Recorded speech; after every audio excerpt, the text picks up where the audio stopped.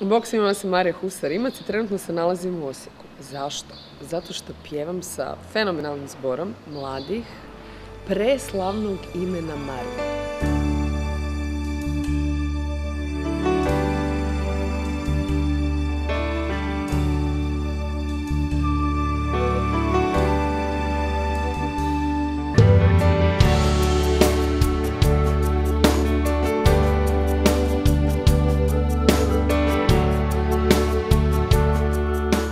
Pamtit ćemo tren u kojem prošlost umire, a vječnost se rađa. Dosadašnji najveći projekt zbora mladih preslavnoga imena Marijina iz Osijeka, hrvatska je praizvedba američke kantate Remember Where the Past Ends and Forever Begins.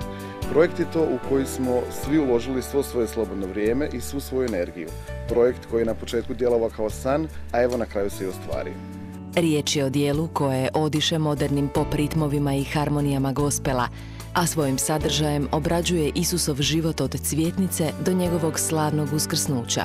Odabrali smo upravo ovo suvremeno djelo zbog njegovog popularnog glazbenog izričaja, ali i zbog potpuno novog izazova koji ovaj zbor još nije ostvario.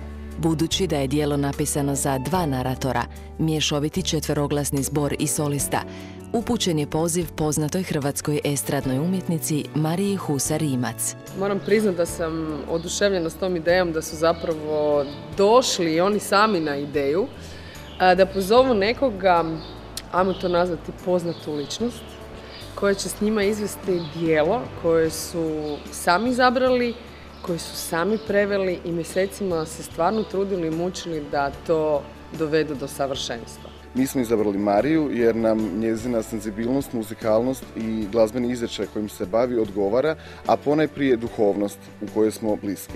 I nismo pogriješili. Hrvatska praizvedba ovog dijela iznimno je važna jer označuje potpuno novi izričaj u dosadašnjem životu crkvenih zborova i sakralne duhovne glazbe u Hrvatskoj. Poslije svakog velikog projekta zbor kao cjelina, ali i svaki pojedinac postaju drugačiji.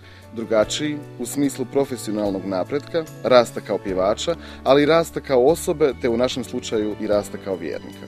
Projekt Pamtit ćemo pripremao se više od godinu dana. Prepjevi, prilagodba teksta, odabir biblijskih čitanja, sati neprekidnog upjevavanja, učenja dionica, rada na vokalnoj tehnici i scenskom pokretu. Sve to oplemenilo se u trenutku paljenja prvih svjetala na crkvenoj pozornici.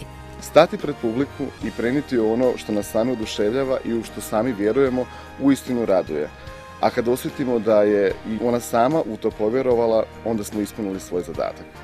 Pa evo, vi ćete sami vidjeti da su u tome i uspjeli.